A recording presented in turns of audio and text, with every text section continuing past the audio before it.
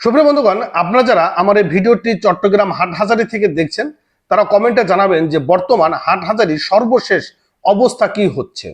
144 ধারা জারি করা হয়েছে চট্টগ্রাম হাটহাজারীতে। বন্ধুরা, প্রতিনিয়ত প্রতিদিন ঘটনা ঘটে যাচ্ছে।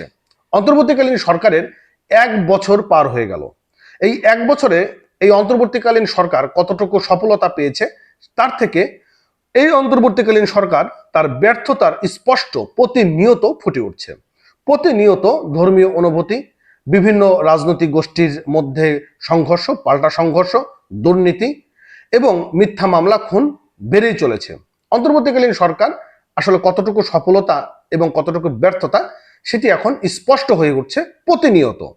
বন্ধুরা, গলন্দ নোরা পাগলার মাজার থেকে নোরা পাগলার লাশ তুলে নিয়ে প্রকাশ্যে মহাসড়কে পুড়িয়ে ফেলা হয়েছে, যেটি সারা বাংলাদেশে তীব্র নিন্দার ঝড় উঠেছে।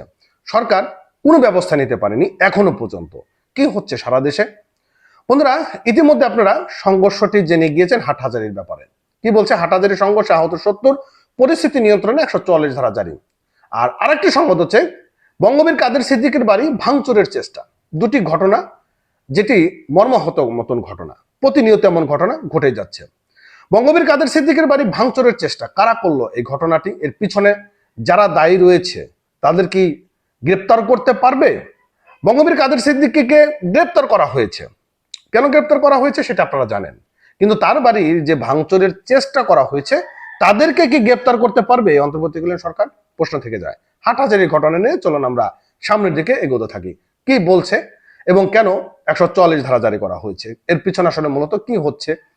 বন্ধুরা, চট্টগ্রাম আল জামিয়াতুল আল দারুল উলুম মইনুল ইসলাম হাটহাজারী মাদ্রাসা নিয়ে অশালীন অঙ্গভঙ্গি করে উস্কানিমূলক ফেসবুকে ছবি পোস্ট দেওয়াকে কেন্দ্র করে সংঘর্ষের ঘটনা ঘটেছে।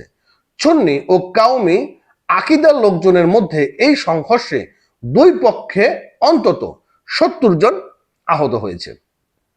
প্রতিনিয়ত যে ঘটনাগুলো একের পর এক ঘটছে, এই ঘটনাগুলো আপনি কাকে ব্যর্থ ধরবেন? নিশ্চয়ই অন্তর্বর্তীকালীন সরকারকে ব্যর্থতা ধরবেন। তাই অন্তর্বর্তীকালীন সরকার যত দ্রুত আমার মনে হয় নির্বাচন দিয়ে একটা গণতান্ত্রিক সরকারের হাতে রাষ্ট্র তুলে দিলে সেখানে সে সরকারের দায়বদ্ধতা থাকে। কেননা অন্তর্বর্তীকালীন সরকার তো ভোটে নির্বাচিত সরকার নয়। শনিবার 6 সেপ্টেম্বর রাতে পরিস্থিতি নিয়ন্ত্রণে আনতে 144 ধারা জারি করেছে হাটহাজারী উপজেলার নির্বাহী অফিসার মোহাম্মদ আবদুল্লাহ আল মোমিন। এবং জানা যায় যে ছবি পোস্টকে কেন্দ্র করে এই দিনে সন্ধ্যা থেকে হাটহাজারী সড়ক অবরোধ ও বিক্ষোভ শুরু হয়। এতে ওই এলাকার 3 ঘন্টা যান চলাচল বন্ধ হয়ে পড়ে। এই সময় বেশ কয়েকটি যানবাহন ভাঙচুর করে আন্দোলনকারীরা। ইট পাটকেল নিক্ষেপ, ধাওয়া পাল্টা দেওয়ার মতন ঘটনাটি ঘটেছে।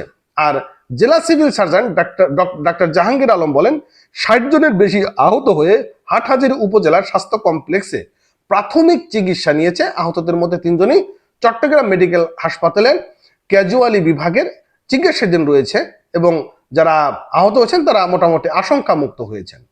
এই হচ্ছিল ইব্রাহিম আটক। তিনি একটু অঙ্গভঙ্গি নাকি করেছিলেন, তাকে গ্রেপ্তার করা হয়েছে এবং 144 ধারা দেওয়া হয়েছে। এবং বিজ্ঞপ্তিতে যেটা বলা হয়েছে যে উক্ত সময় উল্লেখিত এলাকায় সব প্রকার সমাবেশ, বিক্ষোভ মিছিল, গণজমায়েত, বিস্ফোরণ দ্রব্য, আগ্নেয়াস্ত্র, সকল ধরনের দেশীয় অস্ত্র জনবল সংগ্রহ 5 শতাধিক ব্যক্তির ক্ষেত্রে অবস্থান কিংবা চলাফেরা সম্পূর্ণ নিষিদ্ধ ঘোষণা করা হলো। এখন এই যে ঘটনাটি ঘটেছে, এই ঘটনা আসলে আপনি কিভাবে নেবেন? এই ঘটনা কি আপনি স্বাভাবিকভাবে নিতে পারবেন? আসেন এবার আমরা বঙ্গবীর কাদের সিদ্দিকী সম্পর্কে জানি। বঙ্গবীর কাদের সিদ্দিকী যে ঘটনা ঘটেছে সেটা হচ্ছিল টাঙ্গাইলে বঙ্গবীর কাদের সিদ্দিকের বীরুত্তম বাড়ি ভাঙচুরের চেষ্টা করেছে একদল দুর্বৃত্তরা। কারা সেই দুর্বৃত্তরা? আইডেন্টিফাই করতে পেরেছেন? রবিবার 7 সেপ্টেম্বর ভোরে পৌর এলাকায় সদর রোডের বঙ্গবীর কাদের সিদ্দিকের বাসভবন সোনার বাংলায় এই ঘটনাটি ঘটেছে। এই যে ভোরবেলা এই কাজগুলো কারা করে, কারা করতে পারে সেটি আইডেন্টিফাই করতে হবে। দেখেন, আমি আপনাদেরকে একটা বিষয় বলি, সেটা হচ্ছে এই যে মুক্তিযুদ্ধ এবং মুক্তিযোদ্ধা, এটি নিয়ে অনেকেরই শরীরের মধ্যে চুলকানি থাকতে পারে, আছে। বঙ্গবীর কাদের সিদ্দিকী তিনি 71 মঞ্চ নামের একটি জায়গা বক্তব্য দিতে গিয়ে তাকে গ্রেপ্তার করা হয়েছে। গ্রেপ্তার বড় বিষয় না, তাকে অপমান অপদস্থ করা হয়েছে। এবং যারা অপমান অপদস্থ করেছে তাদেরকে কি গ্রেপ্তার করেছে প্রশাসন? গ্রেপ্তার করেনি। এই যে মবকারীদেরকে প্রতিনিয়ত অন্তর্বর্তীকালীন সরকার একের পর এক ছাড় দিয়েই যাচ্ছে, আমি জানি না যে এই অন্তর্বর্তীকালীন সরকারের উপদেষ্টাদেরও এমন পরিস্থিতি আগামী দিনে এরাই করবে কিনা, সেটাও কিন্তু একটা বড় ব্যাপার হয়ে যাচ্ছে। ভালো থাকেন, সুস্থ থাকেন। নতুন হলে অবশ্যই আমাদের চ্যানেলটি সাবস্ক্রাইব করবেন, পেজটা ফলো করবেন। এতক্ষণ সঙ্গে থাকার জন্য ধন্যবাদ।